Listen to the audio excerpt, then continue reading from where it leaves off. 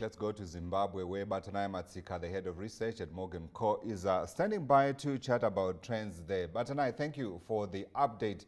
I guess Zimbabwe is going to be a story for a while, and a story also that is continuing to be negative, given the kind of trends that we're seeing on the currency front.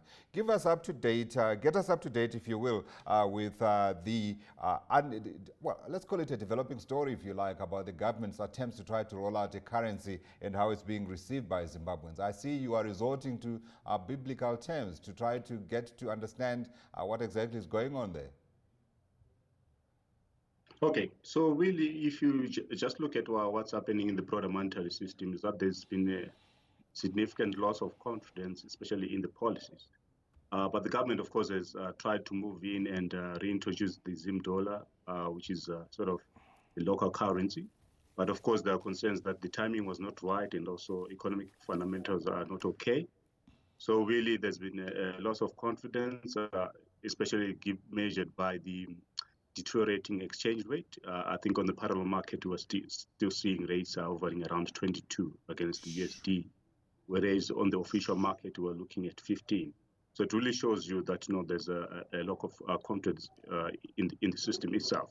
And also, we're seeing new movements on the ground where a number of groups are now pushing for decentralized monetary systems, which are basically digital currencies.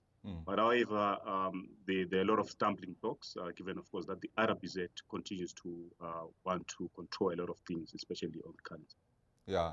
Would you agree with those that suggest that perhaps a digital currency could be part of the solution for Zimbabwe's woes? I think the bottom line is that it shows you that there's no confidence in the local RTGS or Zimbabwean dollar. So really, they are looking for options where they could actually have a better store of value, especially if you then look at the inflationary pressures that we're looking at right now.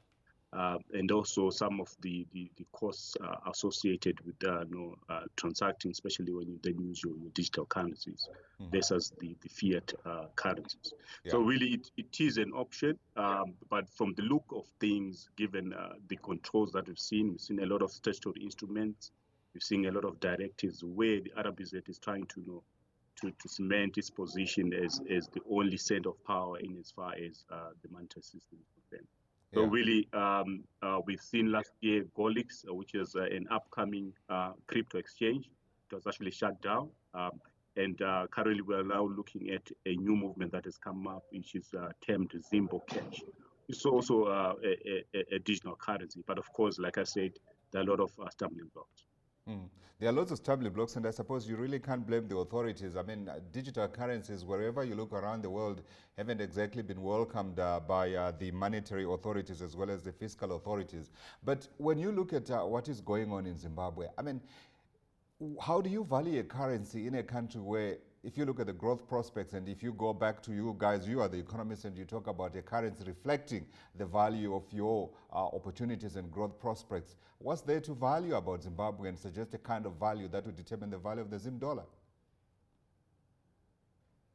Okay, so for a country like Zimbabwe, definitely you look at your key fundamentals, which is things such as GDP growth and things like that.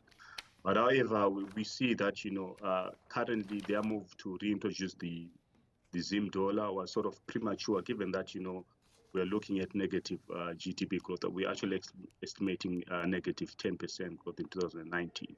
So it's really about the timing, but also we appreciate that there were a lot of pressures, especially on the political side, given, of course, that we are running a USD economy.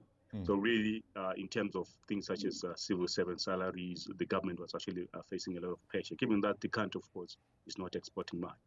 Yeah, I guess this is one way we're going to watch, and it will continue to run and run and run. I'm hoping that we don't get back to that, what was that inflation number, 500 billion%, that those guys from the Cato Institute, I think, eventually came up with. Let's talk about some work that you have done. You have put some numbers on Old Mutual Zimbabwe, and you seem to like its growth prospects, even though the economic conditions are bleak.